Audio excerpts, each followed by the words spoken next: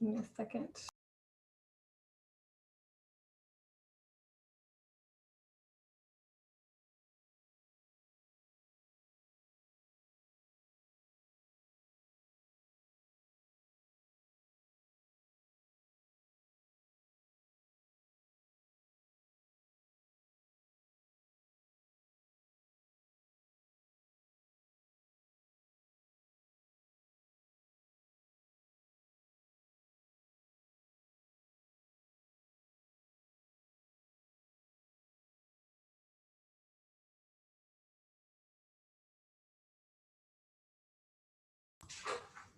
All right. This might be an extremely short call because my son is calling me and he's in the tub. So you're alive everywhere though. So this call was in reflection to Janelle Summers' Superstar series of Failing Forward. And if you haven't watched it, I highly recommend that you do because Janelle Summers happens to be one of my favorite Beachbody coaches ever. Because she is an introvert, because she was actually really shy. She was working like 70 hours a week at the same time as growing this business, plus being a mom. She had pretty much every excuse in the book. Like, she's an introvert. She'd never done anything like this. She was working a lot, didn't have time. But she loved fitness and she definitely wanted to do something with fitness. So this is what drew her in and kept her here. And she is really funny because she has a ton of stories of failure. Like, the ones she shares in this video are not even all the ones I've heard. Like, I've heard her speak in person and she always has these pretty hilarious comical stories of making like crazy mistakes in this business. Like the one time she bought a flat screen TV to give it away to a group of people who like would sign up for the team or something. Like, she's done crazy stuff like that she's like, I never recommend that. And she talks about, you know, how it took her years to really get the business off the ground. It wasn't automatic for her. It wasn't like a fast build. She had to struggle her way up basically and face a lot of frustration. But one of the things I really appreciate about her is how real she is and how much emphasis she puts on relationship building. And she doesn't call this a network marketing company. She calls it a relationship marketing business because in her eyes, that's really the only way to be successful in this business. And she was like, you know, I wish I could tell you there was a really easy way to build, but it's really just one relationship at a time. And she talks about how one of the biggest mistakes she made early on was not following up with people. So she would like invite them to a presentation or something, and then like never follow up. And she was like, think about all the people you've talked to that have expressed an interest either in attending the sneak peek or getting more information from you. And she's like, it's not really important whether they show up to the sneak peek or they watch whatever you sent them. The only thing that's important is that they said yes the first time to getting information from you. And she emphasized that the fact that they did that is enough information for you to let you know that they are interested, even if they are hesitant. So those are the people that you should basically keep on your forever list because they said yes to you once, which means they are interested, even if the timing doesn't totally like line up for them. So that struck with me because I have definitely not been as consistent with the people who said yes, even the people who have said yes to a cart and then they like don't purchase the cart. I haven't been following up with all those people and I should be. So, excuse me, that was one takeaway I had from that call that was really important for me. And the other one was she shared about having like 12 people on her team. And I think she might have been a diamond by that point, but then she couldn't like get beyond that. So she was stuck at like motivating other people or getting other people to work their business, which if you've been a coach for any amount of time and you have any coaches in your downline, then you know the frustration of being like signing up coaches and then the coaches don't want to work their business or don't make strides to work their business. And so she distinctly remembered going to an event where she asked someone who was very experienced in this model of business, like, how do I motivate people? How do I get people to work, basically? And the person's response was, you don't. You sign up people, you equip people, you give them what they need to be successful, but you can't make someone work that doesn't work. So his advice to her was to just continue to find people who did have as much of an interest and passion in this as she did, so that she could really grow the business. And so she created like a fast track team, and then slowly started adding people to that who really wanted to go big with the work.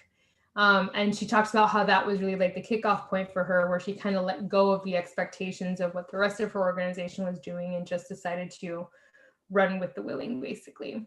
So those were two of her failure, but using it to propel her forward stories that really stuck out at me. You guys would have to obviously watch the video and listen to her share about her experiences to really see what was the one that stuck out the most for you. But I found it really interesting that she did not emphasize. It was like she really put an emphasis on quality of relationship building instead of quantity.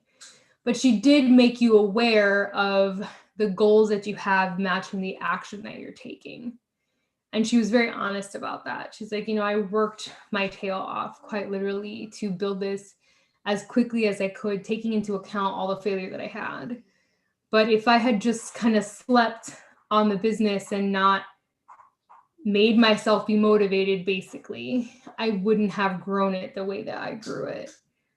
So, and again, she's a Superstar Diamond 3 coach. So that means that she's a Superstar Diamond coach in 3 business centers. She's extremely well seasoned, has been in the business for 12 years. And she has a lot of wisdom that, again, because it's a voice that's not extroverted, it's not super flashy. She's a lot like Melissa McAllister for me in that way. Melissa McAllister is also very introverted, very non-flashy. It's very normal, and she's extremely successful. And I think the reason I love them so much is because they kind of demystify the idea that you have to be a certain way to have success in this business, or you have to approach it a certain way to do really well, and that's like completely not true.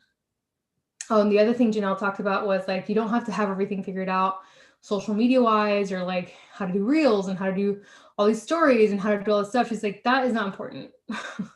What's important is, are you connecting with people every single day and building those relationships that eventually lead you to a place where you can naturally bridge for them, either a business or a boot camp. Because if you're not building those relationships behind the scenes, then there will be no bridge for moving forward with them.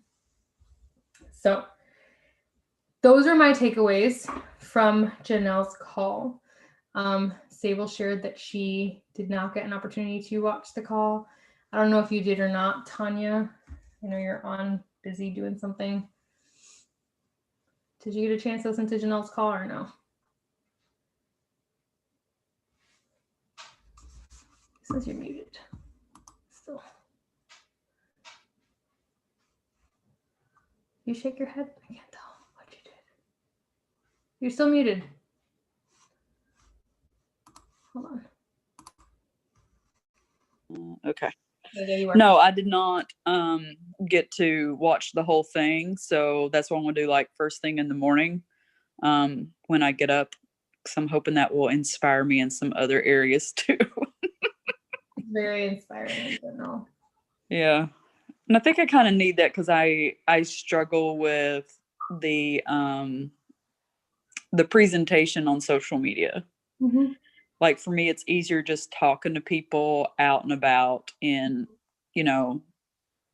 non-professional and professional places than it is on social media. The whole thing just freaks me out. I wonder if you could take this business offline in like the way network marketing used to be, where you might meet someone online, or you might, but then you like ask them to meet you for coffee. Yeah. Like you would invite them to be like, hey, do you have an interest of learning about what I do? Or have you ever thought about doing what I do? Like we can grab a cup of coffee and I can share with you, Yeah.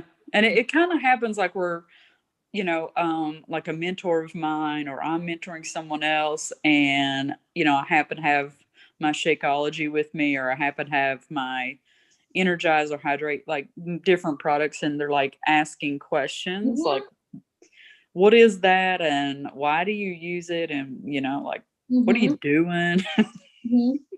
That's great. Product placement. So yeah, that's kind of how it starts for me usually.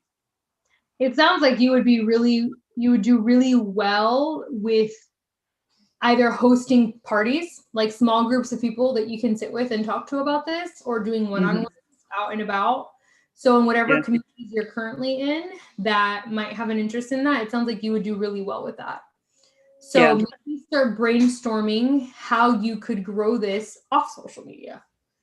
If that's something that you find yourself more comfortable in, there's nothing wrong with that. So network marketing was grown off social media for years. Like 100 years. It's been around forever. So there's definitely a way to do that. And if you feel like, the other day, I got stopped at Target by a lady who happened to see me, my husband and my son, and she handed us a card, and she was like, hey, I do these Zoom meetings, and if you want to learn more about this, whatever. She's like, I usually look for young families because they're usually like coming up and they need the financial support, which is true. She was super nice and really, like, my name is Joy, whatever, here's my card, give me a call or hop on a Zoom, people have been doing that forever, So, like, if you trust your intuition and know how to connect people really well externally, that might be a great way for you to build, and have cards with you that you can hand out and be like, contact me, we'll talk about it. And if this is a good fit for you, either you can join my organization and I will teach you how to do what I do, or you can just become a client and I will help you with your fitness goals. I'll help you get healthy. I'll help you stay active. Yeah, it's definitely an avenue. And I think it'll, it may jumpstart like the whole thing. Like once I get kind of comfortable with it and navigate some very challenging times right now, because everything is kind of up in the air. I think it'll definitely make it a lot easier. And because you're used to having meetings too, like you're used to meeting clients one-on-one, you're used to dressing up for a meeting, you're like, that is a sphere that you're very comfortable in. So just mimic that sphere for this business. It doesn't have to be different. Just because we run our business one way or majority one way, I still meet people at the park, parents, all the time, start following me on social media, and then I build a relationship with them. And then the ones that I really like, I always invite to coaching if I think that they would like what I do, and that's just how, so you can build on and offline. There's no right way to do this business. It's the way that you enjoy the most, that you find most invigorating, and that you feel more connected to, basically.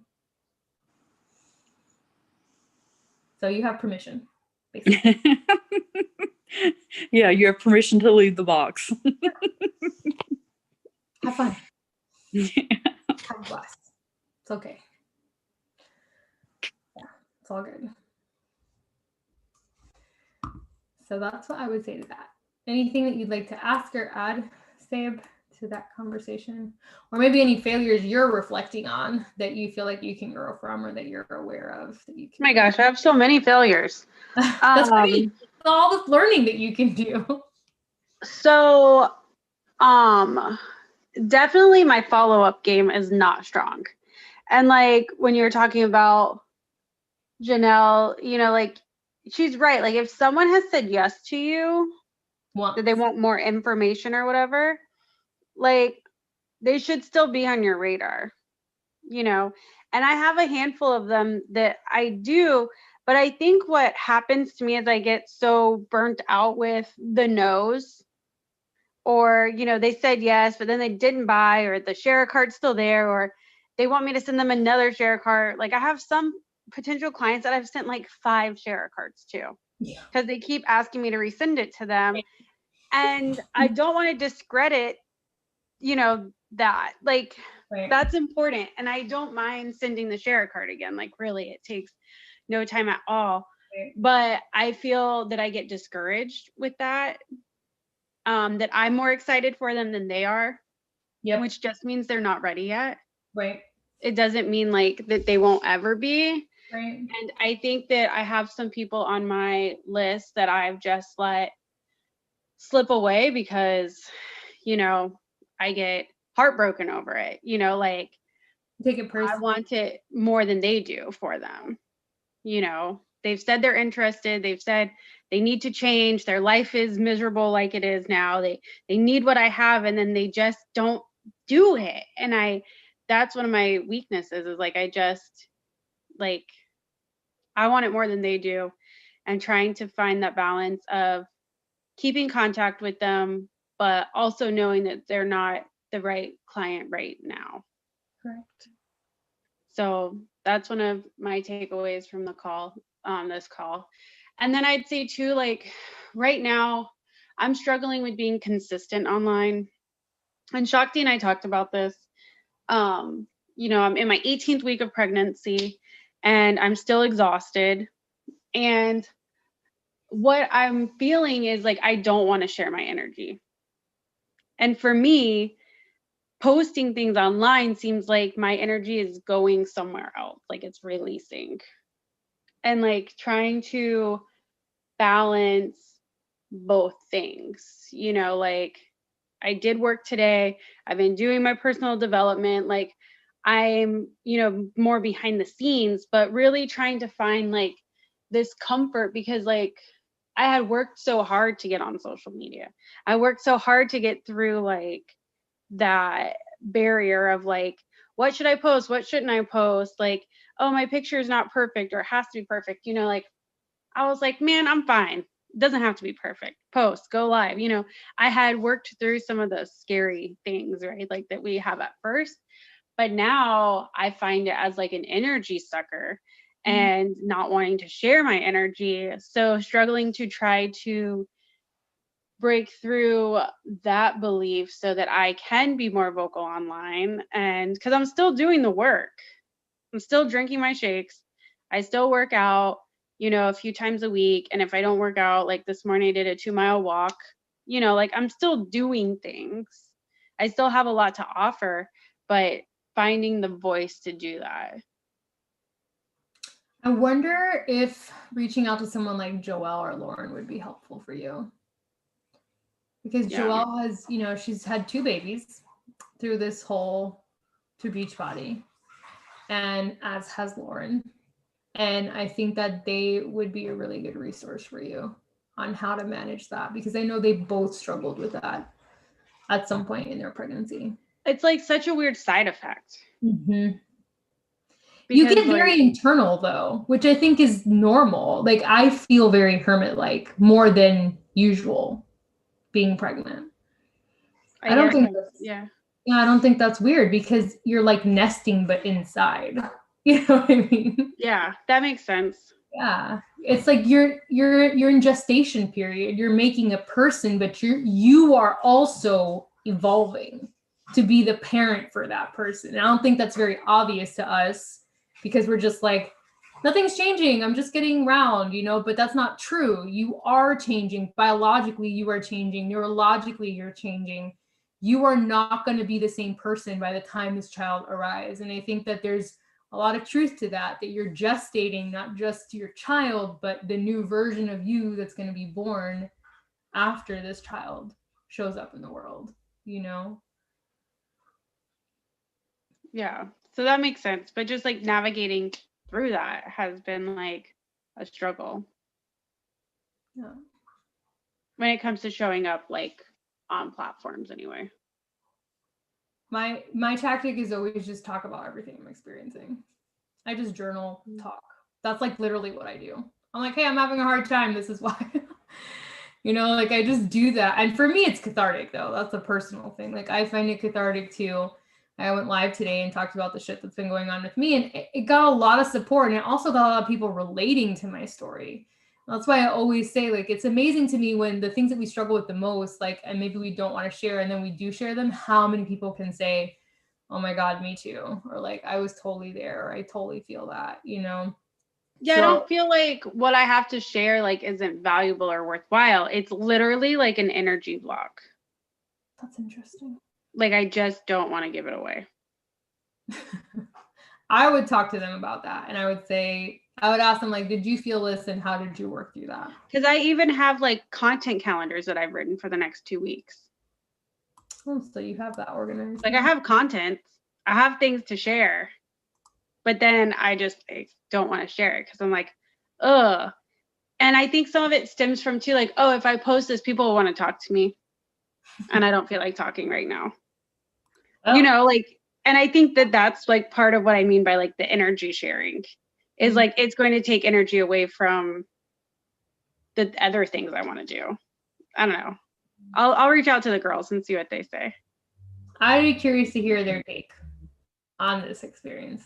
Because truth of the matter is you have a business. And if you want your business to be successful, you can't just not show up for it. You know, like if you had a brick and mortar business, you wouldn't be like, not feeling like talking to people today. I'm going to close these doors and not sell any clothes. You know what I mean? Like you'd go bankrupt. Like that's just like what would happen.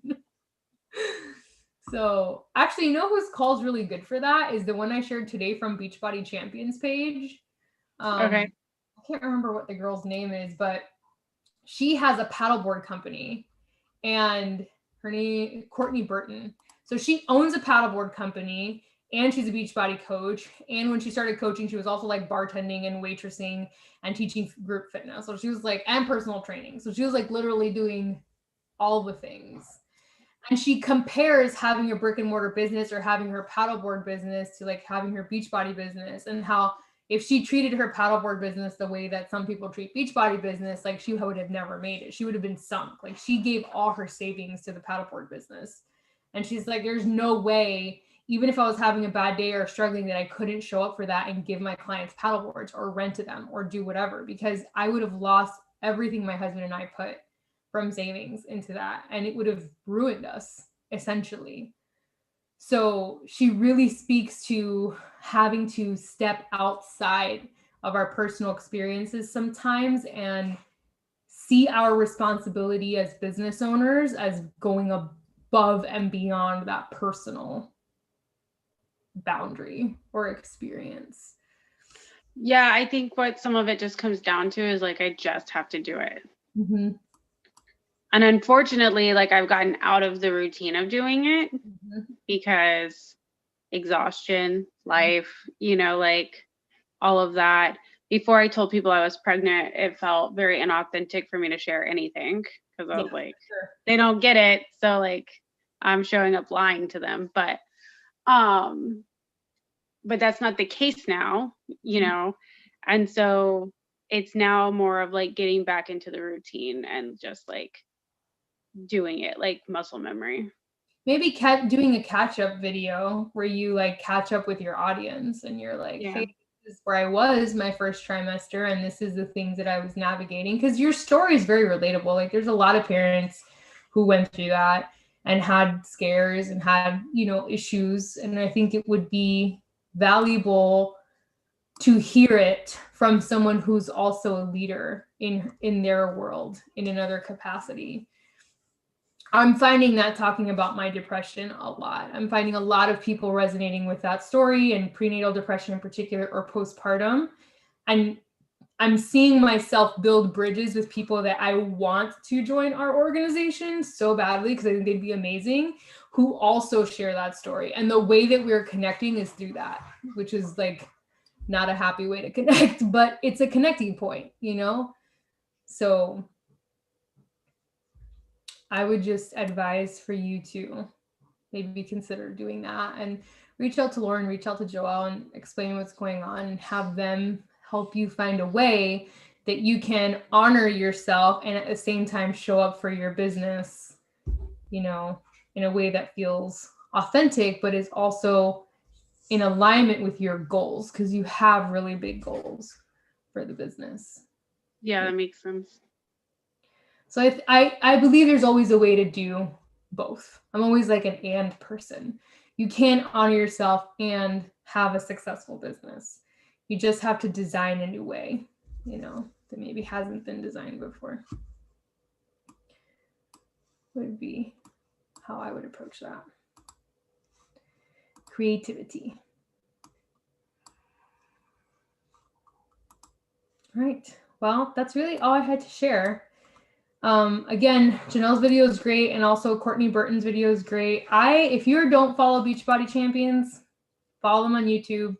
Every time they upload something, I get a ping, new video, and then I look at it. I don't watch all their stuff, but I just use my intuition for the videos that really call to me, and I watch the ones, and they're short. They're usually like 10 minutes, 15 minutes, 20 minutes max. They're not very long videos. They're great for when you're driving somewhere, or it's a great quick PD boost. So that's why I like it so much. So hop on there, watch those videos, and listen to Courtney's story. I thought her story was really, her comparison of a brick and mortar business to a Beachbody business was really legitimate, coming from someone who's had one. More than one. I can tell you that that's true. So yeah, we'll wrap this up. I am finally having energy again and enjoying working. So I will probably be running some power hours in the next coming week. So we can hop on whoever's around and we can work together for a little bit. All right, if you guys are watching the replay and have any questions, please feel free to ask.